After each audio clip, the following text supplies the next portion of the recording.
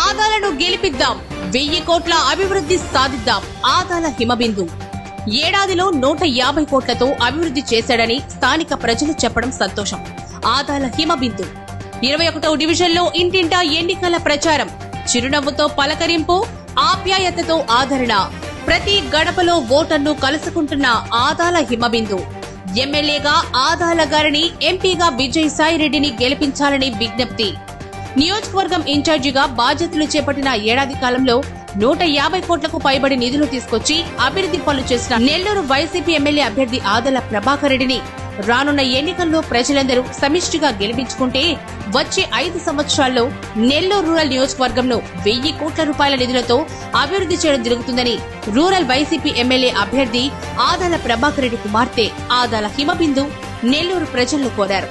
ఈ మేరకు ఆమె గురువారం రూరల్ నియోజకవర్గంలోని 21వ మున్సిపల్ కార్పొరేషన్ డివిజన్లో ఆ డివిజన్ కార్పొరేటర్ మొయిల్ల గౌరీ, మండల జేసీఎస్ కన్వీనర్ మొయిల్ల సురేష్ రెడ్డి తదితరుల ఆధ్వర్యంలో రూరల్ వైసీపీ ఎమ్మెల్యే అభ్యర్థి ఆదాల ప్రభాకర్ రెడ్డి గెలుపుకు మద్దతుగా నిర్వహించిన ఎన్నికల ప్రచార కార్యక్రమంలో ఆదాల హిమబిందు ముఖ్య అతిథిగా పాల్గొన్నారు.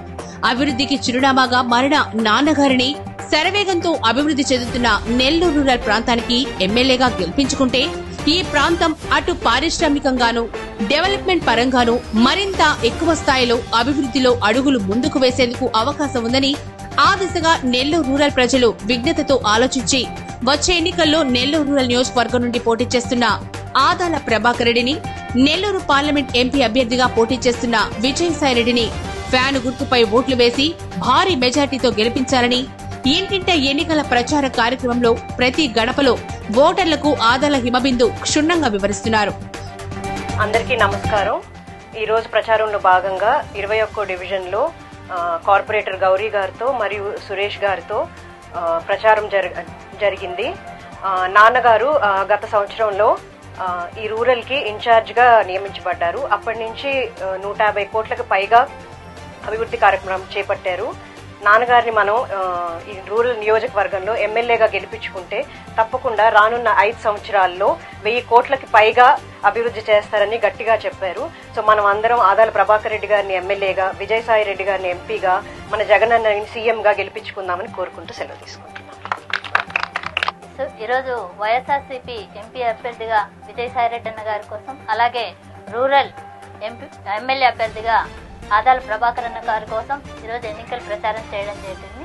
ఈ ఎన్నికల ప్రచారంలో భాగంగా ఈరోజు ఆదాల ప్రభాకర్ అన్న గారి చిన్న కూతురు హిమబిందు గారు 21వ డివిజన్లో ప్రచారం నిర్వహించడం చాలా సంతోషంగా ఉంది.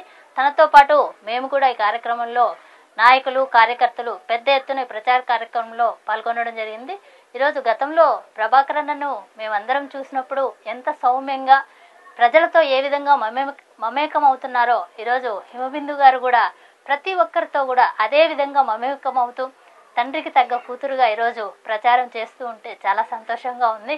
సో ఈ ప్రచారంలో భాగంగా ప్రతి గడపలో కూడా తనను చాలా సాధారణంగా ప్రజలందరూ కూడా రిసీవ్ చేసుకున్నారంటే ప్రభాకర్ అన్న గారు ఏ విధంగా అయితే ఈ రూరల్లో డెవలప్మెంట్ చేశారో, ప్రభాకర్ అన్న ఇన్ఛార్జ్ అయిన తర్వాత పేద ప్రజలు నివసించే ప్రాంతాల్లో రోడ్లు కానీ, డ్రైన్లు కానీ ప్రత్యేకంగా అభివృద్ధి చేయడం, దృష్టి పెట్టడం, వాటన్నింటిని కూడా ఈరోజు కూతురుగా తన ముందుకు వచ్చినప్పుడు ప్రజలందరూ కూడా తనతో షేర్ చేసుకోవడం చాలా సంతోషంగా ఉంది.